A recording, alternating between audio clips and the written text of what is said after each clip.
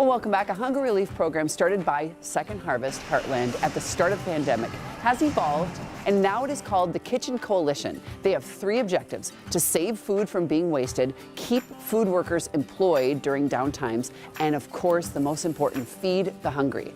Campus Club from the University of Minnesota is one of their partners, and we have Beth Jones here, and she is the executive chef.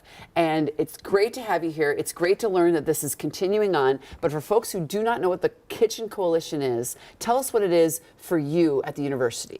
So for us at the university, we've been a partner with them since November of 2020. It was a way for us to keep our people employed when we were shut down during the pandemic, and to make meals for people in need. So it helped save our staff and the staffs of numerous restaurants that are partnering. And it's feeding students on campus at the university, and a number of other community partners that we work with. Because you might not think that students are in need of this. Exactly. Yeah. And, all the colleges around the Twin Cities, private, the University of Minnesota, the community colleges in particular are having a huge uptick in need for meals.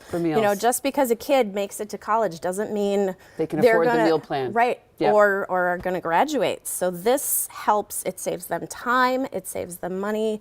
It gives them a beautiful meal. Right. Yeah. So you get the food from Second Harvest, then you create it, then you make these meals like this one here, and then you bring it down into the actual area where they grab it, right there at the Commons, right? Yeah, some of our meals are given out to students at Kaufman Union. Some are going to student housing complexes for graduate students who have families, and others are picked up by our partners like the Santa Foundation, Clues.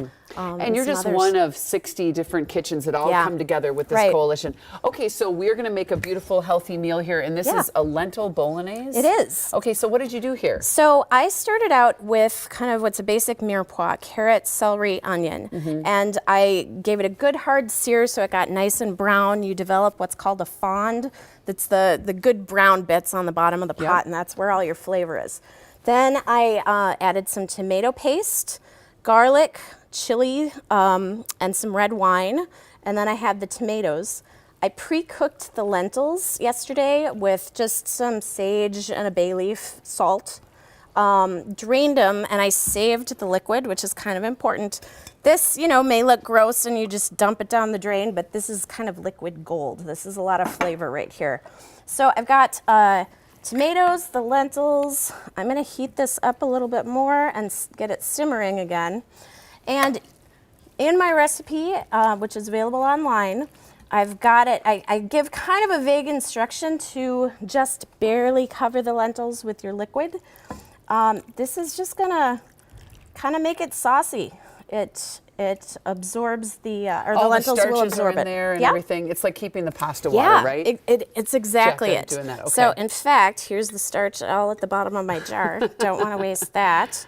So we're turning up the heat. You want it to get to a low simmer, which just means barely bubbling. Okay. Now, for people who think, ew, lentils, beans, gross, you can always add like a couple strips of bacon when you're sauteing your vegetables. That's kind of a good way to get people who aren't crazy about beans or legumes to try eating them. All right, that's a good point. Yeah. So are we going to put some? This is gonna be on the side, right? This is gonna go in at the very end. Oh, okay. Once this starts to simmer a little bit, we'll pretend that. Yeah, we'll pretend that's happening. You want to do it at the very end of cooking, and just throw it in there for a couple seconds before you serve it. Is that collard greens? This is actually curly kale. Curly kale. Oh, okay. Another controversial food, but with garlic and wine and all these flavors, especially the browning. Right. Yeah. Well, that's fabulous. So then we stir it up. We get some we get noodles. some pasta going. Okay. We've got whole wheat pasta. It's nice that these healthy ingredients are available to us as chefs. And then this would go on top. We're gonna get that all plate it up here in just a few seconds as everything's coming together. This is a really great thing. If you want to help out the Kitchen Coalition, it's really about donating to Second Harvest or maybe helping out in one of these kitchens. And it's a really unique program where it keeps people, of course, employed. It also feeds people. It's a fabulous thing all around. Oh, look at that. That looks so good. We'll let everyone know how they can get this lentil recipe. They can make it there at home on KARE11.com. Just text the word recipes to 763-797-7215 and we'll get a link to this recipe page. Wow, look at that. Just looking beautiful. I know, I'll bring it over. Calm down very much. Thank you. You're welcome. Thank you for coming in and letting us know what's happening.